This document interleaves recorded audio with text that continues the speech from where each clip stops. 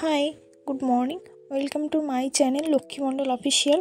তো আশা করছি সকলেই খুব ভালো আছো, আর আমিও খুব ভালো আছি। আমি সকাল সকাল ঘুম থেকে উঠে স্নান করে রেডি হয়ে গেছে। আর আজকের আউটফিট আমার একটা চিকনকারি কুর্তির সাথে জিন্স। তো আমি এটা জিন্সের সাথেই ক্যারি করেছি আপাতত। আর দেখো আমি বেরিয়ে গেছি। জাস্ট বাড়ি থেকে আমার ভিডিও করতে মনেই থাকে না, জাস্ট অল্প একটু ভিডিও করে নিয়েছি, তারপর রাস্তা থেকে ভিডিও শুরু করেছি। আর হ্যাঁ, আমার সাথে দেখো কে আছে। আমার সাথে আছে আমার ছোট্ট ক্যামেরাম্যান। তো ওর জন্যই একটু কাজে বেরিয়েছিলাম। তো সেই জন্য আমরা দেখো বাজারে এসে আমরা অটো পেয়ে গেছি। আর আগের দিন যেমন রানাঘাটে যাওয়ার সময় আমরা তাড়াহুড়ো করে বেরিয়েছি, আজকেও সেই সেম প্রবলেমে পড়ে গেছি।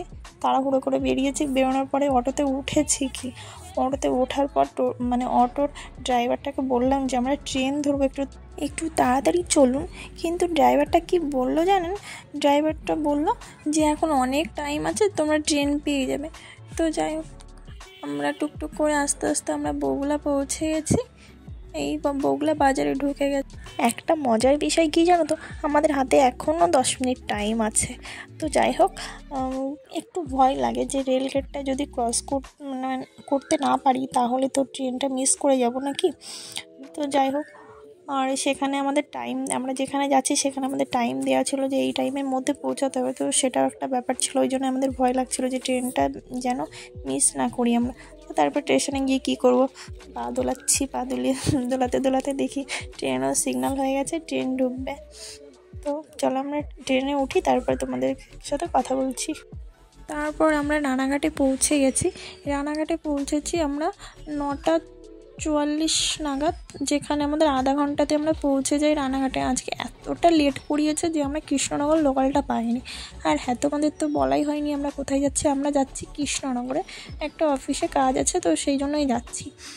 তো কি করব, আমরা ওভারব্রিজ পার হতে না হতেই এদিকের থেকে আমাদের 1 নম্বর থেকে ট্রেনটা ছেড়ে যায়। কি করব, চোখের সামনে দিয়ে যখন ট্রেনটা ছেড়ে যায় তখন কেমন পরিস্থিতি হয় যে খুবই খারাপ লাগে দেখতে। আবার সেই 1 ঘন্টা বসে থাকতে হবে। খারাপ লাগে বলতে বসে থাকতে হয়, তো বোরিং লাগে বসে থাকতে, ওই জন্যই বেশি খারাপ লাগে। তো তারপর দেখতে দেখতে আবার সেই 1 ঘন্টা পর আমরা ট্রেনে উঠে গেছি, ট্রেনটা ছেড়েও দিয়েছে। আর আমরা কালীনারায়ণপুরে পৌঁছে গেছি। তারপরে এই দেখো আমরা পৌঁছে গেছি কৃষ্ণনগরে। এর মাঝে আর ভিডিও করিনি, কারণ ট্রেনে যথেষ্ট ভিড় ছিল, তো ওই জন্য ভিডিও করতে পারিনি।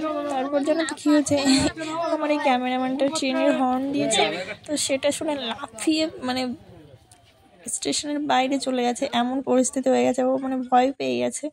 তো যাই হোক, তারপরে আমরা টোটো ধরে আমরা চলে যাচ্ছি কৃষ্ণনগর ওয়েবেল আইটি পার্ক।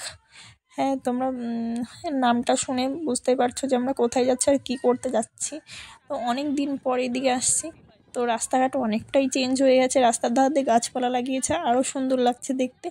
গাছপালা যদিও এখন ছোট ছোট আছে, আর একটু বড় হলে আরও সুন্দর লাগবে দেখতে। তো যাই হোক, চলো। তারপরে দেখো আমরা পৌঁছে গেছি, আর 1-2 মিনিট লাগবে। আর ভিতরে ফোন অ্যালাউ ছিল না, ওই জন্য আমরা ফোন বার করিনি। তো তারপর ওখান থেকে বেরিয়ে আবার স্টেশনে চলে এসেছি, এসে একটু খাওয়া দাওয়া করে নিয়েছি। খাওয়া দাওয়া করে নেওয়ার পরে আমাদের ট্রেন ছিল 2:15-তে, ট্রেনে উঠে পড়েছি। উঠে পড়ার পর দেখি ট্রেনটা 40 মিনিট আবার দাঁড়িয়ে গেছে, 40 মিনিট পর ছাড়লো। তো ওই জন্যে ট্রেন থেকে অনেক প্যাসেঞ্জার নেমে হাঁটা শুরু করেছে যে পরের ট্রেনে যাবে কিংবা যাই হোক কিছু। তো আমরাও ভাবছিলাম যে ট্রেন থেকে নেমে আমরা বাসে চলে যাই। তো তারপর দেখি না, ট্রেনটা ছেড়েই দিল। তো ওই জন্য আমরা ট্রেনে করেই আসছি। তো যাই হোক, ভিডিওটি কেমন লাগলো অবশ্যই জানিও।